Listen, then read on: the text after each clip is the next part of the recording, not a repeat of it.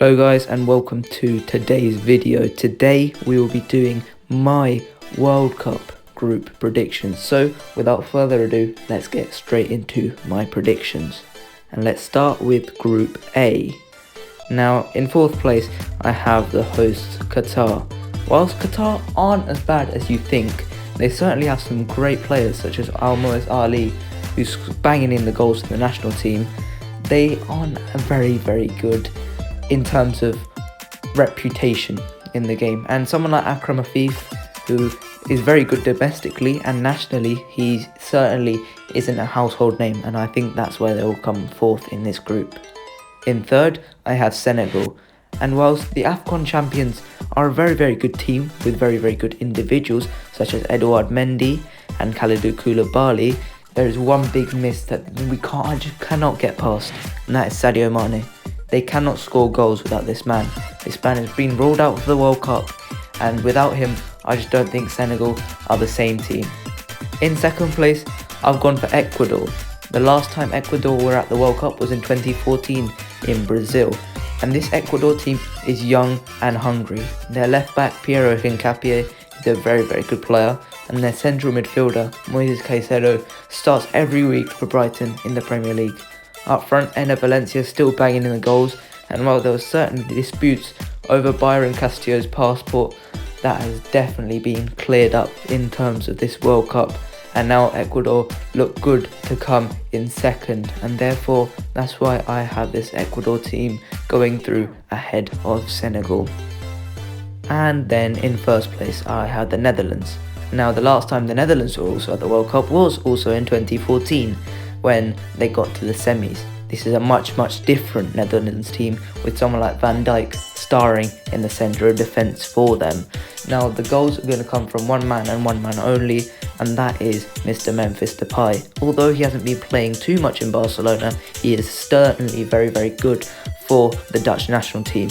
And someone like Frenkie de Jong from the midfield, he could be pivotal in how the Dutch play.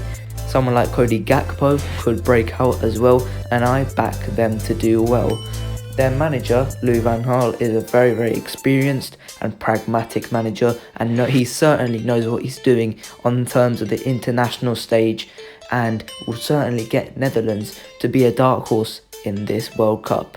And so, for Group A, these are my final standings. Next up we have Group B, and in fourth place we have the US men's national team. And whilst they certainly have some good players, such as the LeBron James of soccer, as you can see on the screen right now, they certainly aren't a very good unit. Players like Gio Reyna, Weston McKennie and Sergiño Dest are very good, however their manager Greg Berhalter is just simply not up to the task, and therefore I think they'll be crashing out fourth place in this group. And in third place I have Wales. Now the vibes from the last few tournaments I think will run out in this tournament. I think they won't go very far here. And certainly when you look at their star player Gareth Bale, it doesn't inspire you. He hasn't been very good this far this season for LA, and they haven't really played him too much. However, someone like Brennan Johnson in the supporting cast to Wales could help Gareth Bale immensely in this World Cup, and could help them get past the group stages, which they so desperately want against England. So let's see what they can do. In second I have Iran.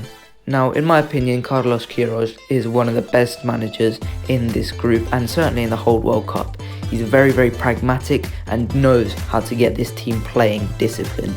Now, they are missing star man Sardar Azmoun. However, there is one man who I think will carry this Iran team to second place in terms of his goals, and that is Mehdi Taremi of FC Porto. His goals and his creativity could prove pivotal, and their defensive solidity will work on his goals and will add to his goals and really get them through this group. And then first place England. Three Lions will be rising up the charts in the UK, and national carling intake will be rising by 100%. Harry Kane is going to be the man to lead the line for England, and I think he's going to be superb once again at a national tournament for England. Someone like Jude Bellingham in behind him could be pivotal in getting this England team far in this tournament. However, I do think there are problems, and that starts with Gareth Southgate. There is certain concerns over the way he's been playing, and the fact is maybe he isn't getting enough out of the attacking talent that he has in his disposal. However, I do think he will navigate this group very easily, and we will finish first in this group. So at the end, these are my rankings. Group C next, and in fourth place I have Saudi Arabia. Whilst they aren't as bad, like I said, with Qatar, they certainly, again, don't have many foreign players, and therefore I do think they'll struggle to get out of this group, and I think they'll crash and burn with 0 points at the end. Third place, I have Poland. Now, this is finally Robert Lewandowski's time to shine in a Poland shirt, and I do think the supporting cast around him is pretty good. For the first time in many years, Peter Zielinski is a very good midfielder, creative and loves to get in behind, and someone like Sebastian Szymanski is a very good midfielder. However, I do think there is one problem for this Polish national team, and that is Mexico, and that's who I'm going to predict to come second. By no means are Mexico a good team. They certainly have struggled over the last few years and aren't looking to get any better. However, Memo Ochoa is there again, and he's going to have another fantastic World Cup in my opinion. This guy is going to keep everything and anything out of that Mexico net, and someone like Chucky Lozano could step up once again at this World Cup. In the defensive midfield slot, Edson Alvarez is a titan, and I do think that Mexico somehow will scrape through ahead of Poland. And in first place, I have Argentina. Now, these are the Copa America winners we're talking about, and, well, it's Lionel Messi's chance to shine, isn't it? Realistically, this is Messi's turn to win the World Cup. 2014 he missed out, and he's got a brilliant supporting cast around him. Lisandro Martinez and Christian Romero at the defence. Alongside him in attack he's got Lautaro, as well as young talent Julian Alvarez of Manchester City, who looks fantastic. In the midfield we're talking about someone like Enzo Fernandez looking fantastic for Benfica, as well as older players such as Nicolas Otamendi. And so these are my rankings in the end. Group D next, and in fourth place I have Tunisia. Now, in the centre of midfield, Elias Sikri is a fantastic midfielder. I think he's a really good midfielder, underrated in the Bundesliga for Cologne. However, the rest of their team isn't too inspiring. Anis Ben Slimani could be a young talent that you should look out for. However, the goals mainly relied on by Wabi Kazri, and that could be a bit of a problem for this Tunisia. Hannibal Mejbri is a young talent for Tunisia, and I think he could be a solid player to look out for. However, I do think Tunisia will struggle in this World Cup. Now, in third place, I have Australia, and Australia are not good. They required Andrew Redmayne's mesmerising dancing to get through, and ever since Tim Cahill left, they have been lacking some real star quality in this Australia team. No good world-class talents have been churned out from the national team, whilst there are certainly some players such as Aiden Hurstick in the centre of midfield, as well as Aouar Mabil, who plays for Cadiz in La Liga, and I think those two could be very good for them, as well as someone like Aaron Moy, who's been in the national team for a couple years. However, I do think they'll struggle in this group and fail to get out. And in second place, I've gone for France, the reigning champions, and guess what comes with the champions? The champions curse. And I do think they are very prone to becoming another victim. However, someone like Karim Benzema is going to lead the line for them alongside Kylian Mbappe, and it's hard to see France actually manage to burn and crash in this group. So the midfield duo of Camavinga and Tchouaméni are very solid, and Theo Hernandez at left back is a very good option, and it does seem impossible for them to get knocked out. However, I wouldn't put it past them. First place, we have Denmark, and Denmark showed the spirit that they could have last summer in the Euros. Christian Eriksen is back to his best for Manchester United, and that defence is solid as ever. They've got some really good attacking options such as Martin Braithwaite and Kasper Dolberg, and someone like Jesper Lindstrøm could be making waves in the attacking midfield for Denmark. we know what this Denmark team could do, and for me, I think Denmark could be dark horses at this tournament. For me, this is the final rankings. Next up, we have Group E, and in 4th place, I have a shock. Spain. Spain are going out. Luis Enrique, I rate him very highly. However, some of the picks have been atrocious. Up front, Morata, I think he could have a problem up front scoring for this World Cup, and I do think they will struggle as a whole scoring in this tournament. At the back, you could see the departure of Sergio Ramos from the national team hindering them immensely, and Eric Garcia is going to have a few clunkers in him, and I do think Spain will 100% struggle at this World Cup in one of the worst ones they will experience for a while, where they can't score and they concede a lot. I think Spain are going to be very bad here. In 3rd place, I've gone for Japan, and Japan's attacking talent looks very, very good. Someone like Take Kubo, who was a Real Madrid wonder kid at one stage, Taki Minamino, who was a big money Liverpool signing, and Kaoru Mitoma is a very, very exciting attacking talent. However, the main player in my opinion is Daichi Kamada off of Frankfurt. He creates so much, he scores so much from the midfield. He is a very, very, very solid option and could lead Japan to victory. I think Japan will finish a solid 3rd here. In 2nd, I've gone for Costa Rica, and this is largely the team that did so well at the 2014 World Cup, and I do think they've got one last bit of magic in them. Their defence is incredibly solid with Oscar Duarte at the centre-back options, and the rest of them, they all work so well as a unit with Mr. Keylor Navas in behind. Having a world-class goalkeeper is so understated, and Keylor Navas is just that. He is perfect for them, and he will be turning into Superman at this World Cup. Brian Ruiz still remains, but I do think that he will take a lesser role in relation to Joel Campbell, who will score all the goals that Costa Rica require to get them into the round of 16. And in 1st place, I have Germany, and it just seems like Germany are inevitable, doesn't it? And their defence looks fantastic, with Rudiger alongside Schlotterbeck and Süle, behind them being Manuel Neuer. They look fantastic in defence, and going forward, they look imperious once again. Leroy Sané on the wings is so dangerous. Up front, you could get Muller up front, and he would be so good at scoring goals, creating. Musiala is a talent, and this is his opportunity to shine on the world stage and prove himself to be the biggest talent in world football.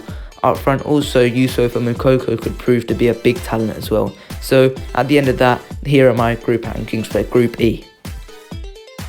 Next up is Group F, and in 4th place I have Canada. I think this is one step too far for Canada, and whilst they certainly have some world-class players such as Alphonso Davies at left back, well, he plays the left wing for Canada, I think that this is one step too far. Now, all the chances he creates are going to be finished off by Jonathan David, who is certainly a very, very good option. And someone like Stefan Eustachio in midfield is a very, very strong and imposing midfielder. However, I think this is one step too far for the Canadian national team, and I do think they will be stumped here. John Herdman's a very, very good coach, and he's done a very good job, but I think this is too far. 3rd place, I have Morocco, and they are led by Achraf Hakimi, and this is a very, very underrated side in my opinion. You look at their options, you look at their players, they are very, very good.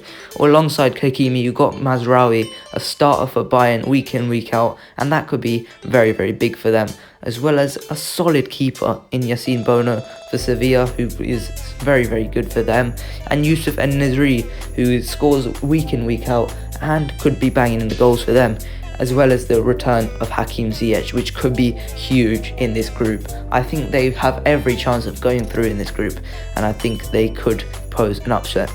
2nd place, I've gone for Belgium. Now, Kevin De Bruyne is going to have to carry this side largely. I think he's been fantastic so far this season, continuing his creative form, and I think someone like Romelu Lukaku is finally going to step up on the national team, and he's going to really bang in the goals in this World Cup. Leandro Trossard on the wing has been fantastic for Brighton so far this season, and in net, Thibaut Courtois is going to have to be Superman and save everything. However, this defence is simply just not good enough, and this is why I think they will finish 2nd in this group and crash. First place we have Croatia, and I think everyone enjoyed that 2018 run where they got to the final and inevitably lost to France. However, this Croatia side features a different Luka Modric, one that takes a more goal-scoring approach in every game and is more impactful in the final third of the pitch. I think that Modric is going to be pivotal for them, as well as Mateo Kovacic taking a huge step up, and someone like Ivan Perisic being a very, very good creative force for them. At the back, you could look at Josko Vardiol, who is a very, very solid and imposing defender, alongside Josip Sutalo, who's looking to get his move out of Croatia. Someone like Mislav Orsic coming off the bench could also be very, very key for them. And this is how I think Group F will finish off. Group G next, and I have gone for 4th place Cameroon. Now, ignoring what Samuel Eto'o said, I think that Cameroon will go out in this tournament. In goal, Onana is a very, very good option, and in midfield, Andre Frank Zambo-Anguissa has been very, very good so far this season. Choupo-Moting has been in fine form for Bayern so far this season, and he's been fantastic alongside someone like Toko Ekambi and Abubakar. This Cameroon side is very underrated in my opinion, but the group's too difficult for them to get out of. 3rd place, I've gone for Switzerland, and somehow, some way, every single time Switzerland just managed to spawn in the round of 16, and their players just somehow step up for every single tournament. Someone like Jan Sommer every single time seems to be saving penalties. Jordan Shaqiri always seems to be scoring bangers at every single tournament, and Granit Xhaka always seems to turn into Zinedine Zidane. Manuel Akanji has been very good so far this season for City and is a human calculator for them, and I think they could pose big problems for Serbia in 2nd place in this group, and there is what I've gone for. Alexander Mitrovic has been fantastic so far this season, and he's been supported alongside Dusan Vlahovic, who has been in good form so far this season for Juventus. Dusan Tadic is going to be creating chances for them, as well as someone like Sergej Milinkovic-Savic winning back the ball and playing in those fine attackers. Someone like Filip Kostic is an absolute workhorse on the wing back, and he creates so many chances. I think Serbia are a dark horse. 1st place, we have Brazil, and this is Neymar's opportunity, isn't it? This is Neymar's World Cup.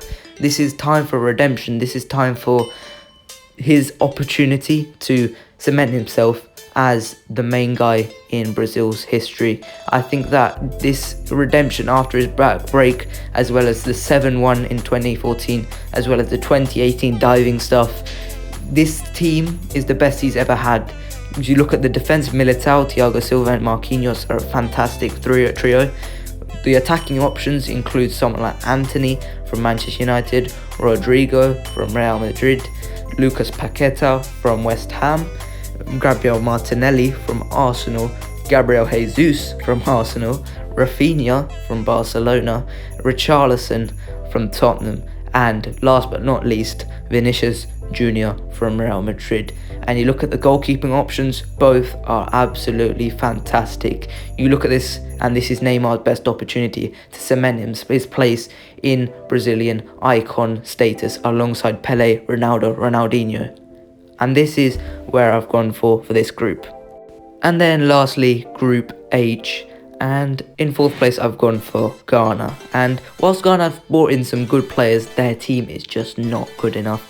Their results have been poor, and whilst Inaki Williams can certainly help them, as well as someone like Tariq Lamptey, I just think Ghana will struggle in this group and really disappoint. I think that they will be looking for revenge, and I can't wait for that match between Uruguay. And in 3rd place, I've gone for South Korea. Heung-min Son may be back for this World Cup, and I think he's going to have to be clinical for South Korea to get through. I think he's going to be brilliant once again, and he's going to really step it up for them. Someone like Hwang Hee-chan always steps up for the national team and is big time for this sort of Korean national team, as well as someone like Kim Min-jae at the centre defence, who's an absolute warrior for the national team. In 2nd place, I have gone for Portugal, and I think their central defence partnership is very, very good. Pepe and Ruben Diaz, as well as someone behind them Antonio Silva, as well as someone in the defensive midfield like João Paulinho, who's been brilliant for Fulham so far this season, as well as someone, João Cancelo, who creates so many chances from fullback. And the attacking midfielders, Bruno Fernandes and Bernardo Silva, are brilliant. And on the wing, we talk about Rafa Leao, who is an absolute superstar. Someone like João Felix is going to be looking for a move. However, let's not ignore it. This tournament is about one man and one man only, Cristiano Ronaldo. This is his opportunity to win the World Cup for Portugal in what is his last World Cup. And although he's been in bad form, I definitely see him stepping up. However, you look at Fernando Santos and he maybe isn't getting enough out of this Portugal team. In first place, I have gone for Uruguay, and this is Cavani and Suarez's last World Cup. However, I do believe that Darwin Núñez can 100% take their mantle once they're retired. And at the back, you look at Ronaldo Araujo, who has just come off the injury, but he looks fantastic as ever. Valverde and Bentancur in the midfield are very, very good. And the attacking option of Jorjan de Arrascaeta is a very, very good option for them. And I do think they will do well in this group. So I think they will top this group in Group H. But that is it for today's video. I hope you guys enjoyed. Let me know what you thought of it in the comments. Like and subscribe, and I'll see you guys later.